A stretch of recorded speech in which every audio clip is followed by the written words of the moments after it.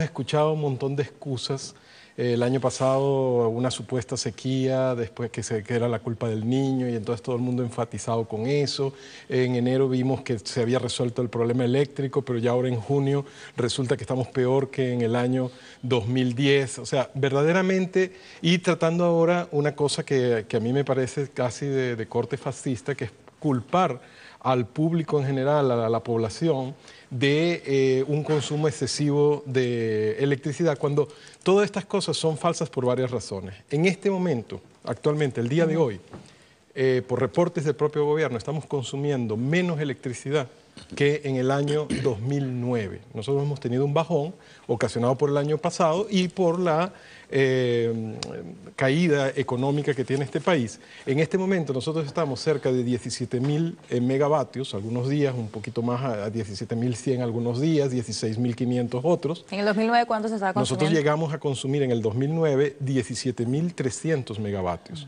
Por lo tanto, no hay ningún incremento. Lo que pasa es que uno escucha, de repente ve el canal del Estado, y uno escucha a ingenieros que han trabajado conmigo, como Alberto Urdaneta, hablando de un crecimiento excesivo, cuando lo que está pasando es que lo están calculando con respecto a lo que pasó el año pasado, cuando las empresas de Guayana no estaban funcionando verdaderamente porque se han paralizado, habían dejado de producir más de 2.000 megavatios o de consumir más de 2.000 megavatios, donde tenían a todo el mundo con un racionamiento intensísimo de hasta 6 horas diarias, donde a Caracas la tenían acosada con este plan que estamos viendo ahora, que en lugar de realmente adaptar las tarifas año a año según los costos que tiene el servicio, porque hay que reconocer que con las tarifas de hace 10 años es muy difícil incluso pagar hasta los salarios de los trabajadores que están en Corpoelec. Entonces, yo soy solidario en que las tarifas tienen que adaptarse. El problema no es que las tarifas suban, el problema es que los salarios de los trabajadores tienen que estar acorde a todos los servicios públicos que la gente tiene que pagar, a los alimentos. O sea, la economía tiene que moverse de otra forma. Si hay inflación y el gobierno no logra controlarla y hace medidas económicas que disparan la inflación, obviamente nosotros tenemos que tener unas compensaciones económicas, pero al mismo tiempo tiene que los servicios crecer lo justo para poder...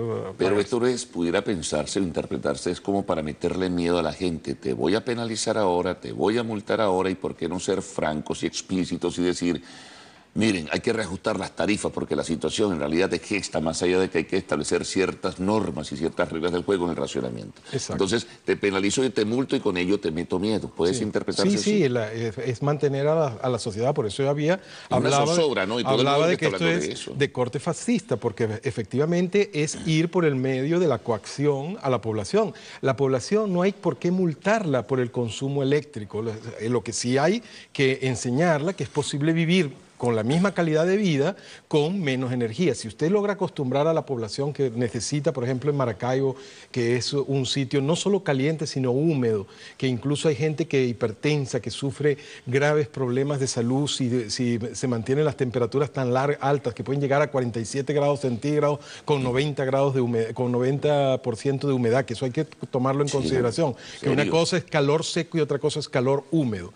Entonces, si usted está considerando eso, usted tiene que explicarle a la población que a lo mejor sí, efectivamente, usted puede subir los niveles de temperatura de su aire acondicionado y seguir manteniendo confort, apoyándose con ventiladores. La gente que en Caracas, por ejemplo, utiliza muy intensivamente el calentador eléctrico, a lo mejor lo puede sustituir por un calentador a gas y entonces va a ahorrar bastante energía. Pero prenderlo exclusivamente cuando lo necesite. Cuando lo necesite, porque él tiene pérdidas durante... Existen muchas soluciones, pero esto que estamos viendo es eso que tú me comentabas, que es como tratar de doblegar a la población. La población no tiene culpa de esta crisis. La población, y yo solo, ¿se acuerdan la vez pasada que estuve con ustedes? Que yo traía una tabla donde yo les demostraba que solo el 25% de la energía que se consume en el país es residencial. Las personas en su casa, en su hogar, solo consumen. Cuando se está hablando el ministro de que hay un 35%, yo creo que es más, pero un 35% de pérdidas en el sistema, se está refiriendo básicamente a las empresas básicas del Estado, Estado, se está refiriendo al propio Estado. Ese es el que no está pagando la factura eléctrica. Si ustedes ven la comercialización de energía eléctrica, ustedes verán que las empresas del Estado tardan más de un año en cancelar la factura eléctrica cuando la pagan o cuando la facturan. Más de la mitad de los venezolanos no tiene un medidor en su casa. Estas medidas van a ser absolutas. Más de la mitad. Más de la mitad. Hacen falta más de 3 millones de medidores. Y los que tenemos medidores en nuestra casa no sabemos si está bien. Claro. No hay aferación de esos instrumentos desde hace más de 20 años. No, ¿cómo saber si uno está, si está cumpliendo en este caso con lo que se solicita? En este momento nadie sabe. El único sitio del país donde más o menos, porque había una empresa seria por muchos años que efectivamente tenía controlado eso y que vivía de eso porque era una empresa privada, era la electricidad de Caracas. En Caracas prácticamente todo el mundo sí tiene un instrumento más o menos confiable, pero que debe hacer más de 5 o 6 años que tampoco es aferado. Por lo tanto, ni eso estamos seguros de que estemos pagándolo adecuadamente. Entonces, ¿cómo se implanta una medida de estas? ¿Cómo se toman, perdón, José Manuel, cómo se toman esas decisiones? ¿Cuál fue la orientación técnica, profesional para tomar esas decisiones? Bueno, yo les voy a explicar. Yo sabía que esta decisión, y yo lo anuncié en varios programas de radio antes de que la tomaran, porque yo había evaluado los resultados que tuvo el gobierno el año pasado. El año pasado el gobierno se planteó estos mismos escenarios, racionamiento intensivo en el interior del país y multas en la capital.